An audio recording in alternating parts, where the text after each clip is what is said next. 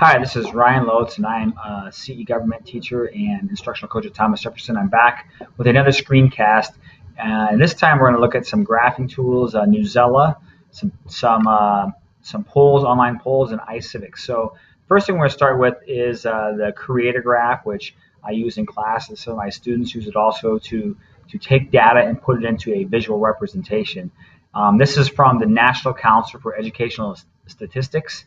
I'm not going to give you that website, but if you look real close, you can see it all up here in the address bar. But if you just Google create a graph, it should be the very first item that pops up in a Google search. Now, if you're going to create a graph, you've got different types. Like you can see there's a bar graph, there's a pie graph, you can do like XY axis, area graph, line graph. I'm just going to create one of the graphs here and show you how this works. If I can get this to open. Okay, so let's do a pie graph first. So as you can see on the right of this box, I have different tabs like design, data, labels, preview, print and save. So you can print them, or you can also, a lot of times my students will cut and paste these into presentations, or they might put them in a Google Doc or just some kind of online area where they can show it. So let's create a graph. Let's call it student clothes, and let's just see what kind of shoes students are wearing. So student clothes. So let's just call it shoes. And then all I would do is maybe let's put in 5 different kinds of clothes. So let's call the first one high tops. Let's call the next one pumps. Let's call the next one loafers. Maybe call the next one a boot. And then maybe the next one a tennis shoe. And then all you would have to do your data. So look around your classroom. How many? Let's see. Let's say 6 students have high tops. 2 students have pumps. 12 students have loafers. Let's say 8 have boots, and let's say 13 have tennis shoes. As you can see, you can change the colors on any of these for what color it's going to be. So let's go default color, but I can do that. And then all I have to do is I can go to labels. Let's see your type value, position out. But I can edit all these. I can change the font. I can make it bold if I want. I can make the font bigger or smaller. Let's make it a little bit tan here. So then I can go ahead and preview it. And once I've entered all of my data in, I can hover over these and I can see, I'm going to go back and make that label a little bit bigger. Let's go bigger. Let's go like 18 point. Let's preview it again. And as you can see, I can make a pie chart of my data here of the different kinds of shoes that students are wearing. I can also, if I go back here, I'm going to make this into a bar graph. And hopefully I still have my same data. I do have my same data.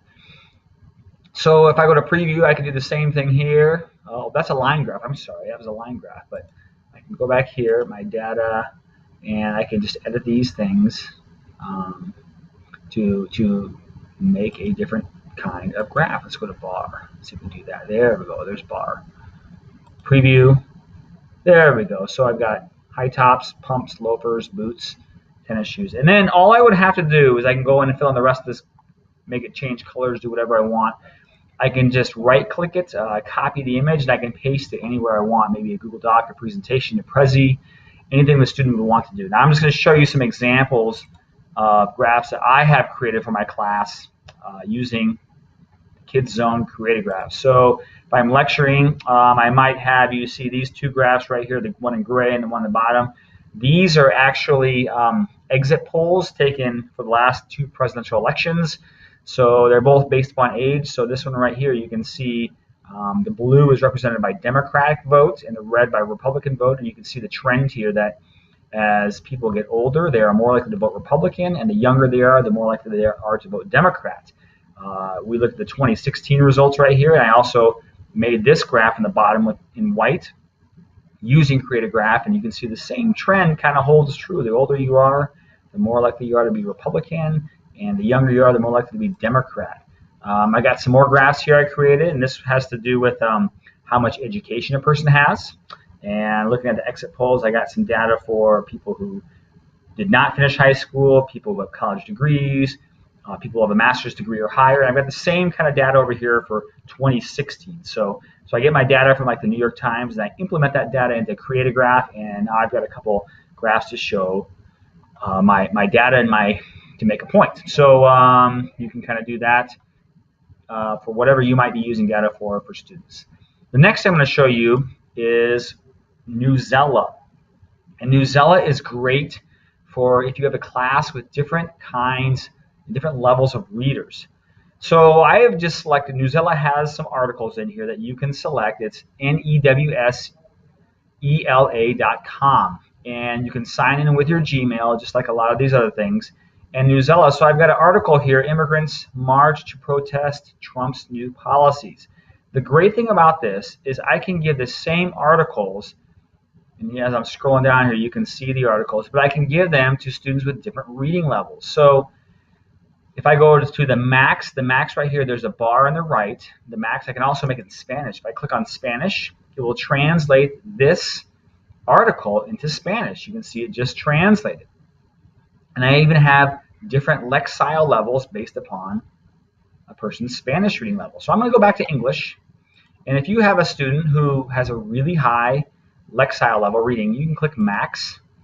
And what I'll show you is the articles are different based upon, they get the same main idea, but the articles are actually a little bit different to make it easier or harder depending on the student's reading level. So if you look at the beginning of the article, the heart of Philadelphia's Italian market was uncommonly quiet.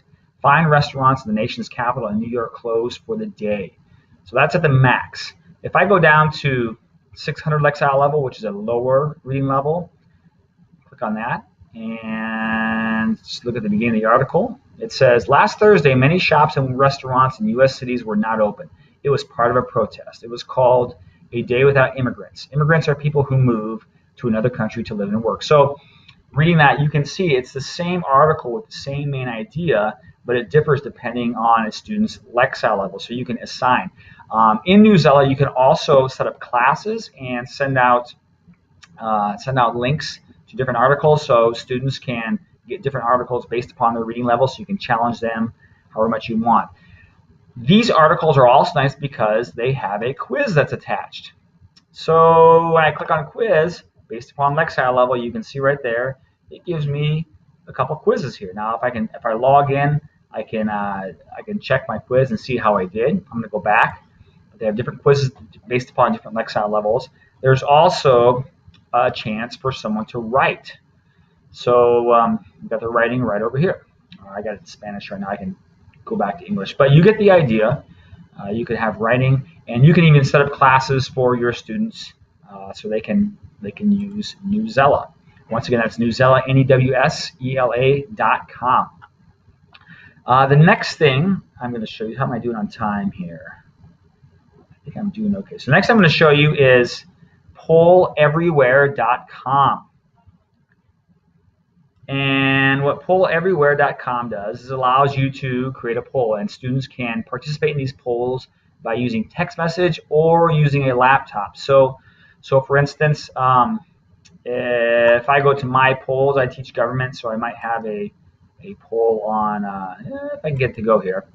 But what it'll allow you to do is create a poll, and students can vote immediately. And it's really kind of an interesting thing because it'll ask them to text a number, depending on what their answer is, to a certain number, and then it will reveal who's voting how. So you can use this as a quick form of assessment to see how many of your students maybe get a main idea, stuff like that. Oh, shoot. Come on. It's not responding. But and you can also sign in through Google and do all this stuff. But I highly recommend it. I use it if I just want to get a baseline as to whether or not students get a concept, and it's pretty good for that. The last thing I want to talk about is iCivics. And iCivics, I just use this for students in government class. And what it has some nice games. Like, for instance, it'll have stuff on like what it's like to be the president, separation of powers, checks and balances, what it's like to be judges. And all these games are just kind of nice. I have students screenshot them to verify they did them. And I think I'm running out of time. So iCivics.org /